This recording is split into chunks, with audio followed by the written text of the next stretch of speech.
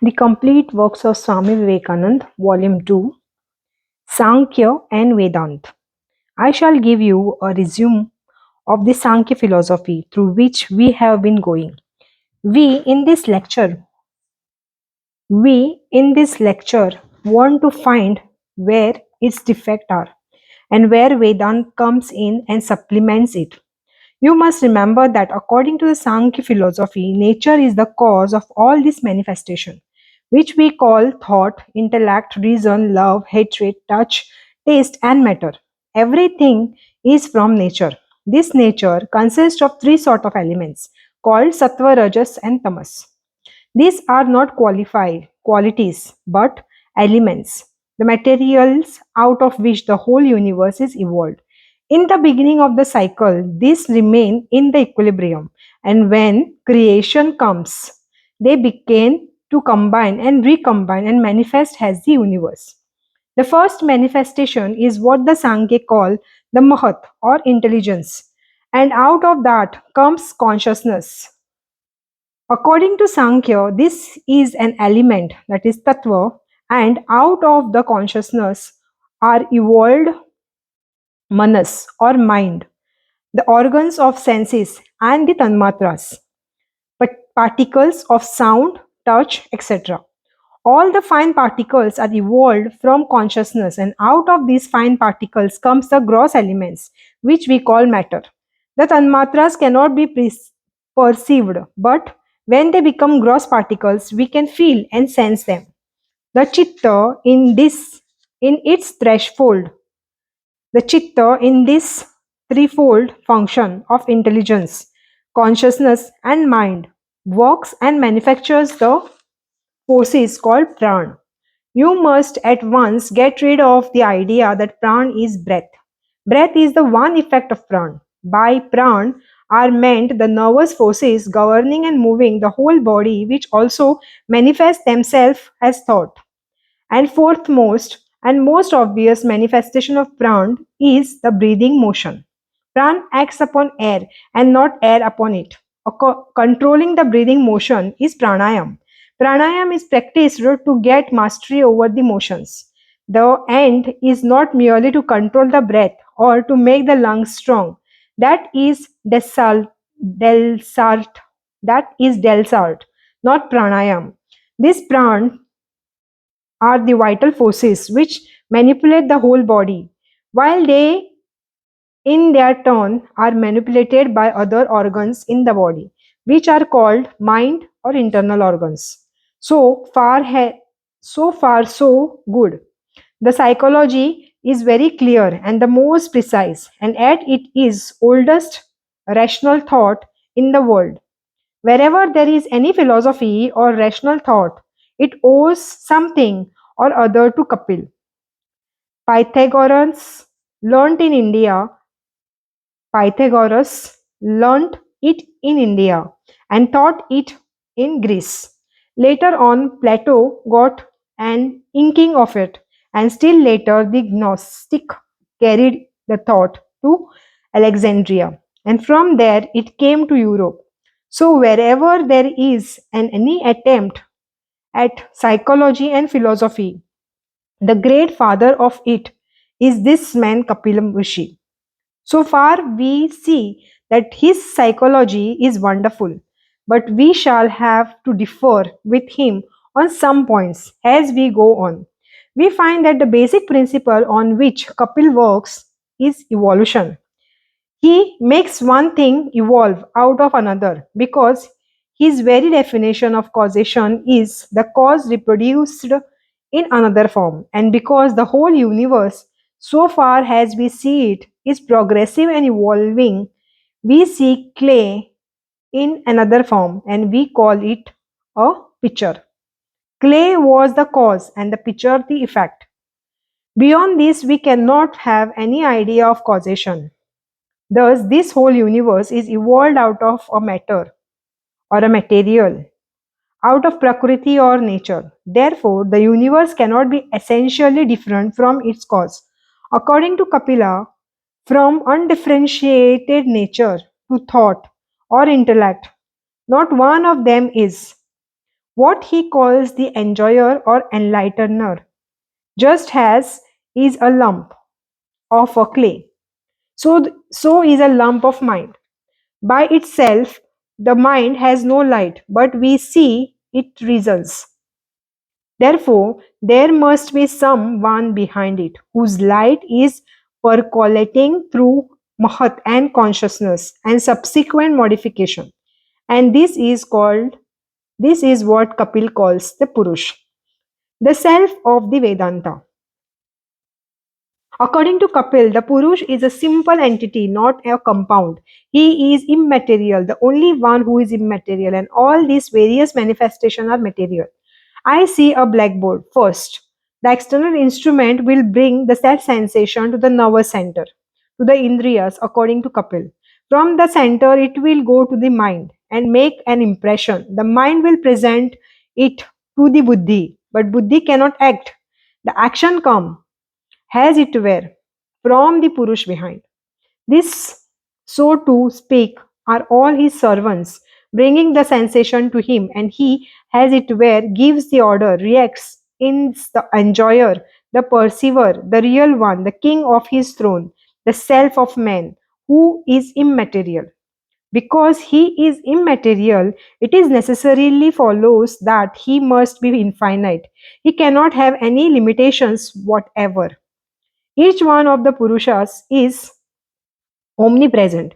Each one of us is omnipresent, but we can act only through the Linga Sharir, that is the Sukshma Sharir, the fine body, the mind, the self consciousness, the organ, vital force composed of the fine body or shield.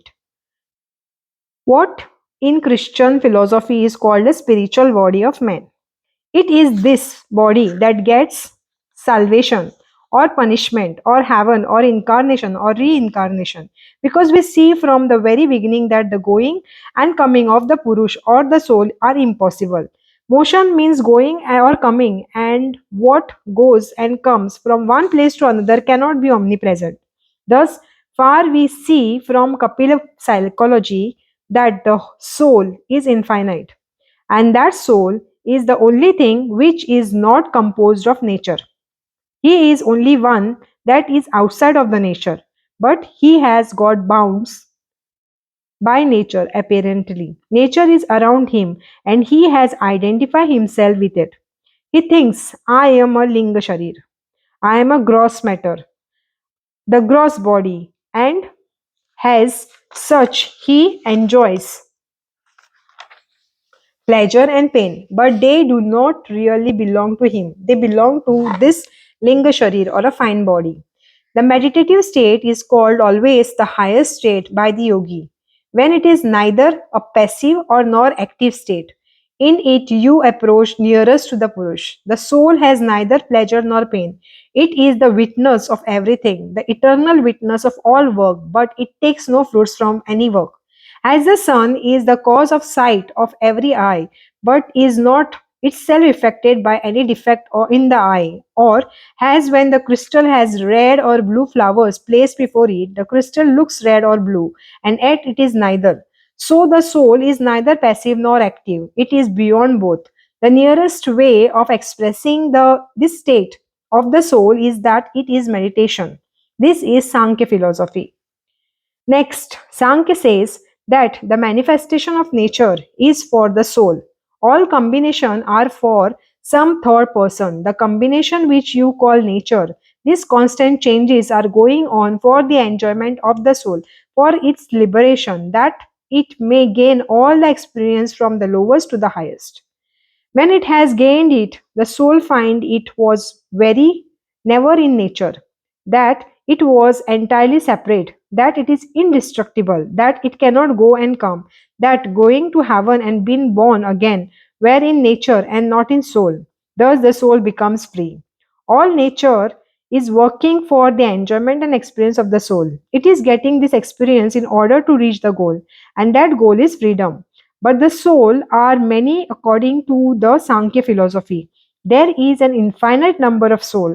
The other conclusion of Kapil is that there is no God as the creator of the universe. Nature is quite sufficient by itself to account for everything. God is not necessary, says the Sankhya.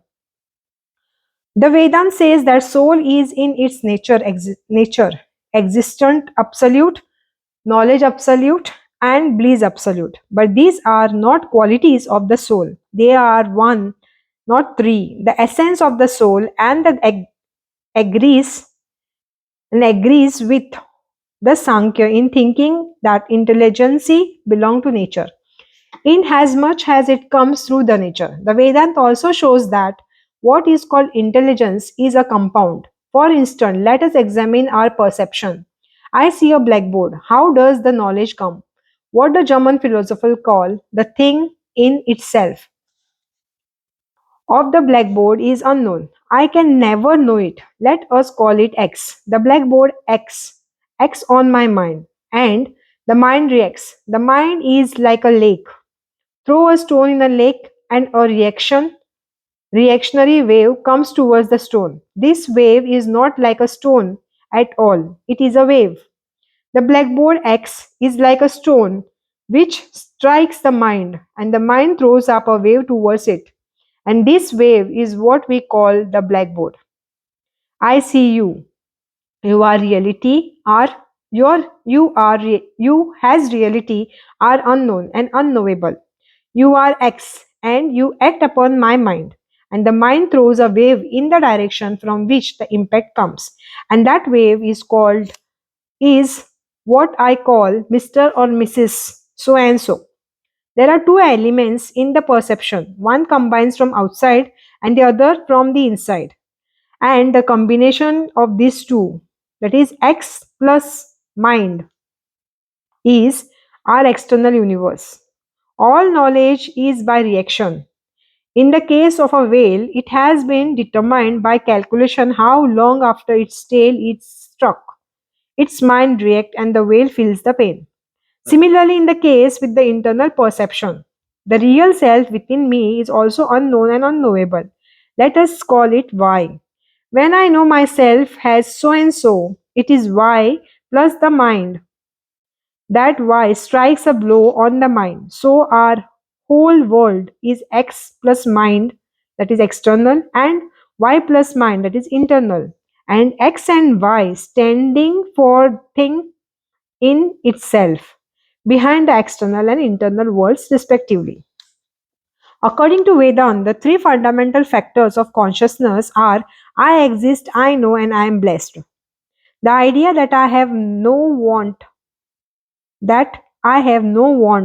that I am restful, peaceful, that nothing can disturb me, which comes from time to time, is the central fact of our being, the basic principle of our life. And when it becomes limited and becomes a compound, it manifests itself as existence phenomenal, knowledge phenomenal, and love. Every man exists, and every man must know, and every man is made for love. He cannot help loving, though through all existence, from the lowest to the highest, all must love. The why, the external thing in itself, which combining with mind, manufactures existent knowledge and love, is called by the Vedantists existence absolute, knowledge absolute, bliss absolute. That real existence is limitless, unmixed, uncombined, knows no change in the free soul. When it gets mixed up, muddled up, as it were, with the mind, it becomes what we call individual existence. It is plant life, animal life, human life, just as universal space is cut off in the room, in a jar, and so on. And that real knowledge is not what we know, not intuitions, nor knowledge, nor reason, nor instinct.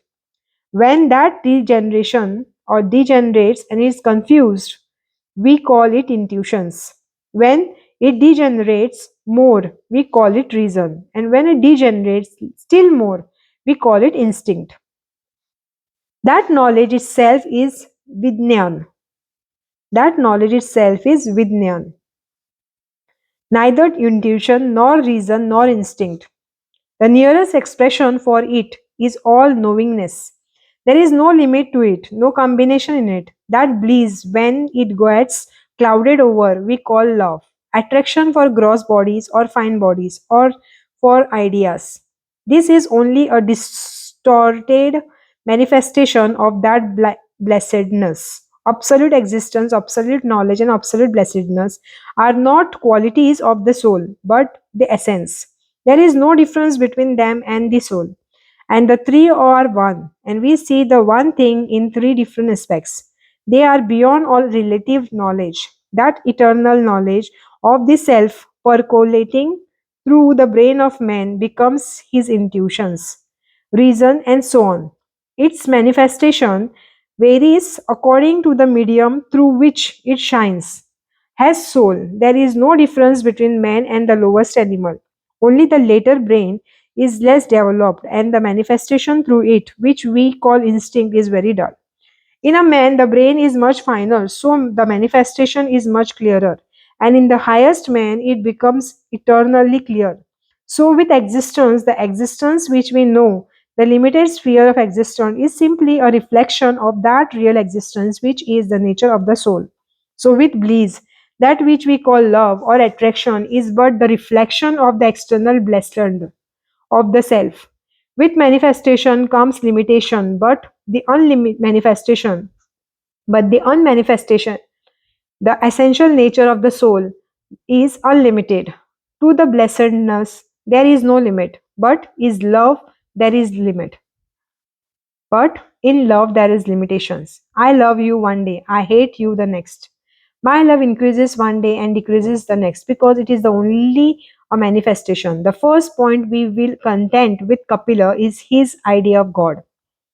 Just as the series of modification of Prakriti begins with the individual intellect and ending with the individual body, require a Purush behind, as the ruler and the governor, so is in the cosmos, the universal intellect, the universal egoism, the universal mind, and all universal fine and gross material must have a ruler and a governor.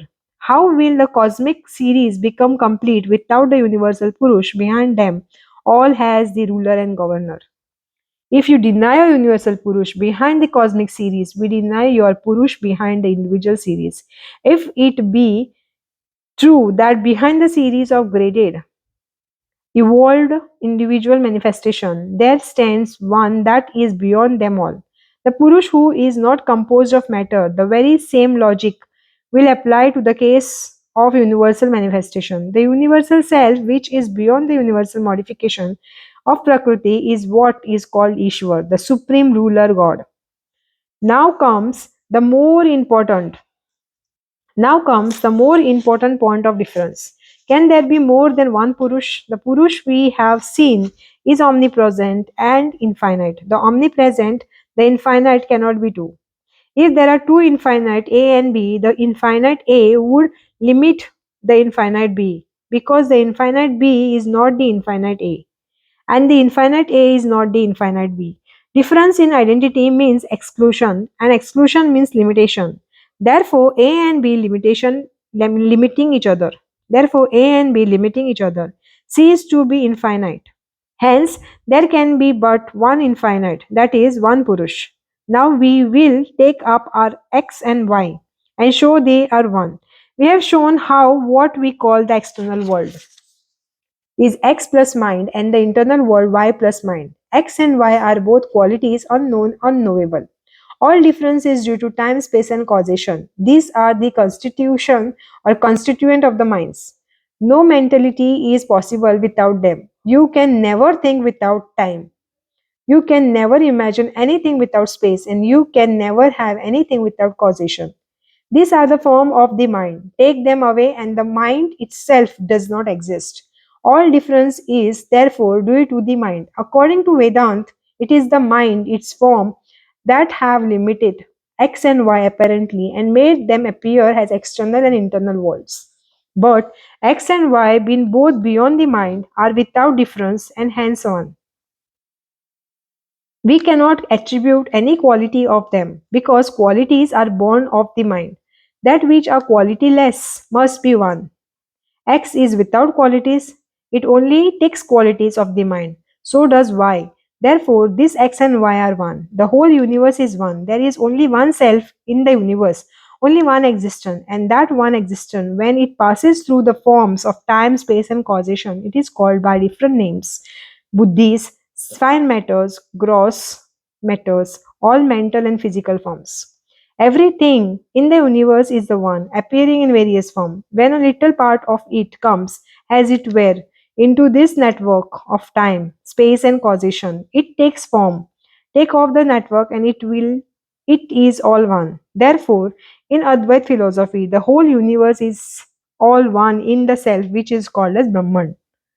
That self, when it appears behind the universe, is called God. The same self, when it appears behind this little universe, the body, is the soul. This very soul, therefore, is a self in man. There is only one Purush, the Brahman of the Vedanta. God and the man analyzed are one in it. The universe is you, yourself, the unbroken you. You are throughout the universe. In all hands you work, through all mouths you eat, through all nostrils you breathe, through all mind you think. The whole universe is you. The universe is your body. You are the universe, both formed and unformed. You are the soul of the universe and its body also. You are God and you are the angels. You are man, you are animal, you are plant, you are mineral. You are everything. The manifestation of everything in is you. What whatever exists is you. You are infinite. In the infinite cannot be divided. It can have no parts. For each part would be infinite, and then the part would be identical with the whole, which is absurd. Therefore, the idea that you are Mr. So and so can never be true.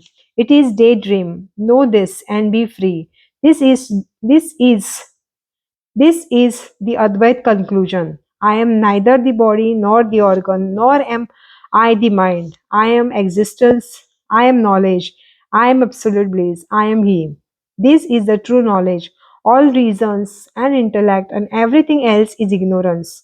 Where is knowledge for me? For I am knowledge itself. Where is life for me? I am, for I am life itself. I am sure I live. I am sure I live, for I am life. The one being and nothing exists except through me, in me and has me. I am manifested through the element, but I am free one. Who seeks freedom? Nobody. If you think that you are bound, you remain bound. You make your own bondage. If you know that you are free this moment. This knowledge, knowledge of freedom, freedom is the goal of all nature.